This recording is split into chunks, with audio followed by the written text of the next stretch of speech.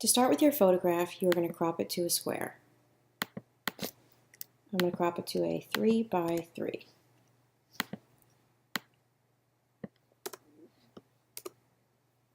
Next, what we are going to do is we are going to select your portrait.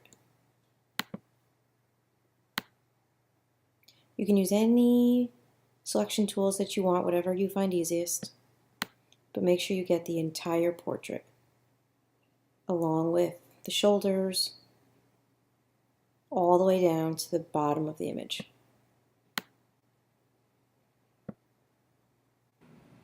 Now I'm going to choose Select and Mask to refine my edge. Maybe smooth it, bring in your edge a little bit, and click OK. I'm going to hit Command J to put it on its own layer. I'm going to rename this Original.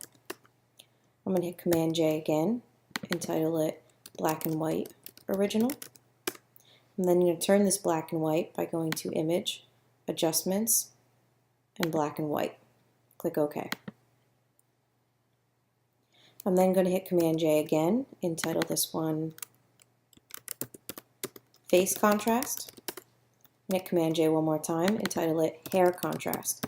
At this point, if you have a jacket that you would want to, or a shirt, or a scarf, or earrings, or sunglasses that you would want to make an additional layer for, you would want to do that now.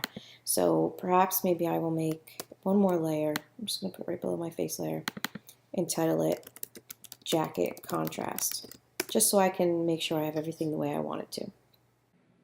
At this point, we're going to add a colored background, so I'm going to click on my background layer, hit my half black, half white adjustment circle, choose a solid color, any color you wish, and click OK. At any time, you can double click inside of here and change the color. So from here, I'm going to start with my hair contrast layer, and I'm going to make my adjustments for the hair so I have an extreme of white and black for our high contrast portrait. So I'm going to hit Command L on my keyboard.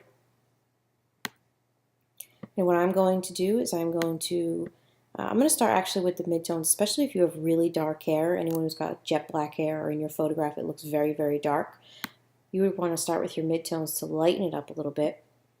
Then add your highlights until you start to see some white in the hair. And then I'm going to drag my shadows over. And you kind of have to go back and forth to get the best image possible. Remember, we're only paying attention to the hair because notice that the portrait is getting a little bit too blown out. Well, completely black and white. Once I'm happy, I'm going to click OK and turn that layer off. I'm then going to go to my face layer, hit Command L again, and I'm going to start with my highlights.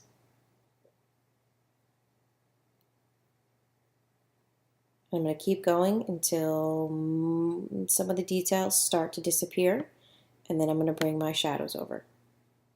Just paying attention to the face. If I think it gets too gray, I can move my white slider over a little bit. You can adjust your midtones until you get something that you like.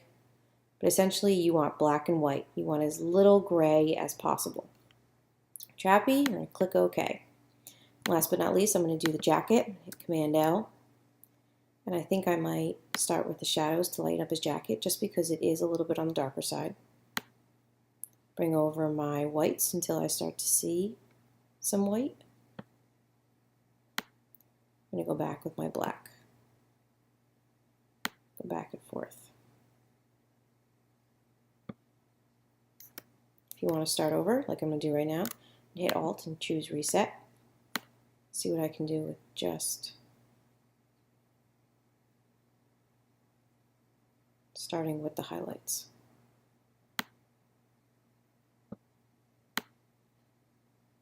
Till you get something you like.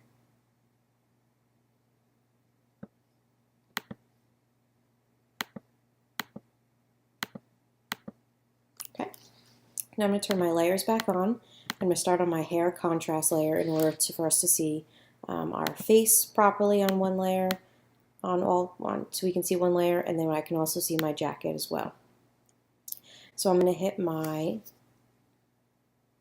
layer mask button. Notice it's white, so we're going to paint with black. And I'm going to use a fuzzy brush, soft edge.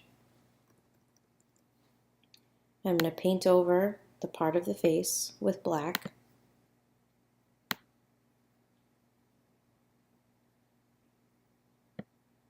That I want to see the face underneath. But since I also want to see my jacket, I'm going to erase that as well. So I'm going to erase all the way down here. Careful around your hairline because that tends to get a little bit strange when you're trying to blend a nice hairline. So you may have to go back and forth again. If you make a mistake, you can press X on your keyboard to switch between black and white, or you can just switch it to white and add back in whatever you erased too much of. And then I'm going to go down to my face contrast layer because I do have that jacket. And I'm going to choose my layer mask again. And from here, all I need to do is erase my jacket because that's the only thing that I need to see below that layer. I'm just going to paint away. Just be careful once I get to the neck. Make sure I get all this good stuff erased away.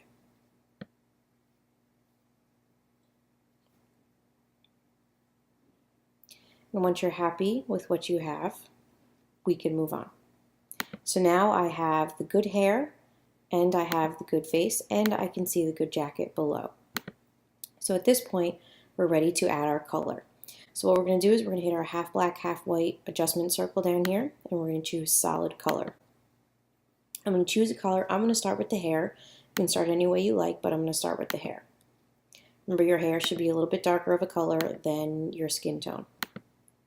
I'm going to first switch it to multiply. And I'm going to rename this to say hair color so I know exactly what I'm doing. I'm going to click on my layer mask. I'm going to hit Command I to inverse it. And then we're going to paint with white to bring that color back. So I'm just going to hit X to switch my color, or you can just choose white. For this, I am going to paint with a hard-edged brush.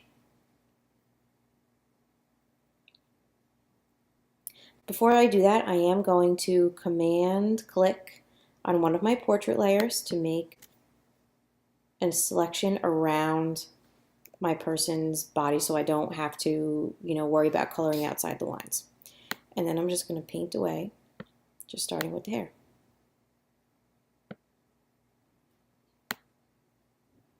If you make a mistake, all you have to do is switch to black and paint it away.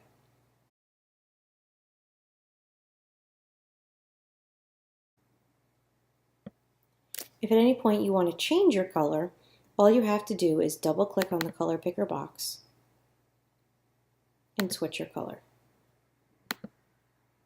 Makes it very simple.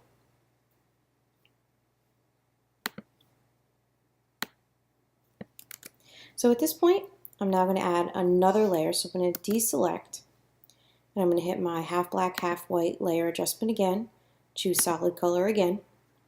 I'm going to pick a color now for the skin tone, make it a little bit lighter than the one that I currently used, and I'm going to click OK. Rename it to say face or skin color, change it to multiply, click on the layer mask, switch it to black by hitting Command I, and I'm going to Command click on my portrait again and paint with white. And I'm going to start by painting everything but keeping myself clear around the hairline.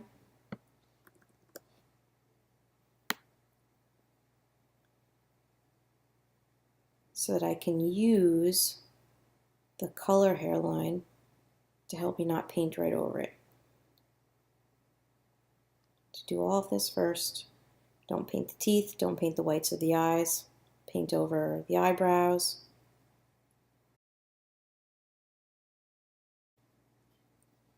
Then what I'm going to do in order to get the perfect hairline, I am going to Command click on my hair layer mask. So it makes a selection of the hair. I'm going to do select inverse to swap it. Then all I have to do is paint and I don't have to worry about painting over top of my hairline. And you can do this for any of your other layers to make sure that you don't overpaint anything as well. From here on out, you're going to make color layers for each of the rest of the white parts of your image. So anything white needs to have a color except for your eyes and your teeth, obviously.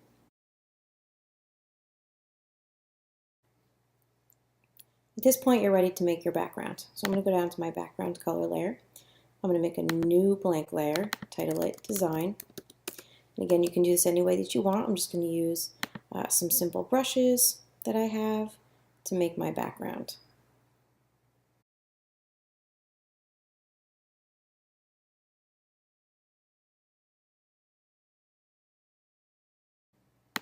Once you have your background, you are ready to start the rest of your portrait. So from this point, all we need to do is merge all of our layers into one after you have it saved. So I'm going to choose all of my layers, clicking the first one, hitting Shift, going down to my background color. Command E to merge them together. Now you're going to open up a new 9x9 document.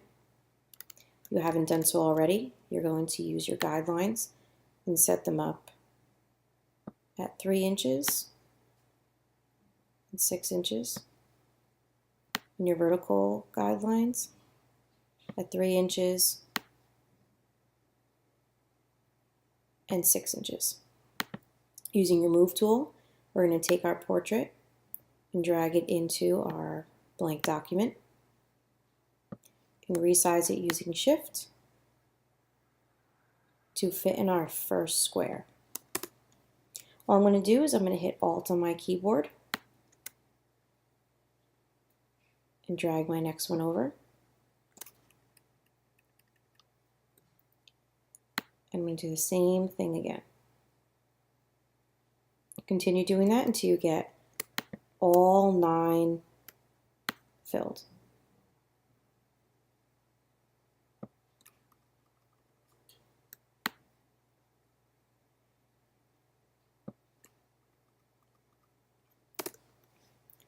Rename each one to be its place in the grid.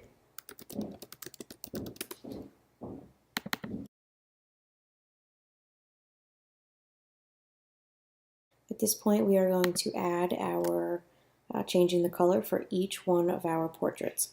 So we're going to use a hue saturation layer for each one of our layers.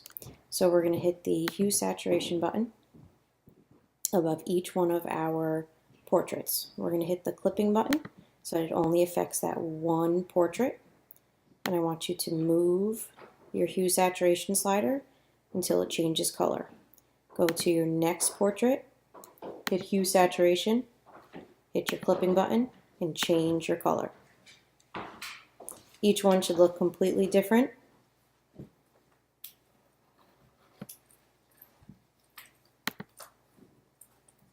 And then you're going to work your way all the way down, changing the color as you go.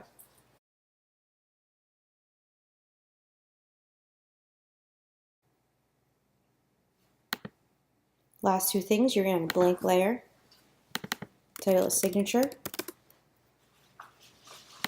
You're going to add your signature to your document. But I don't have mine, so I'm just going to put this over here, pretend it's my signature. And if you want to, you can make white rectangles for the white lines like we see on our Marilyn Monroe. And I'm just going to shift that over using my Move tool. And then I'm going to Alt click and copy that.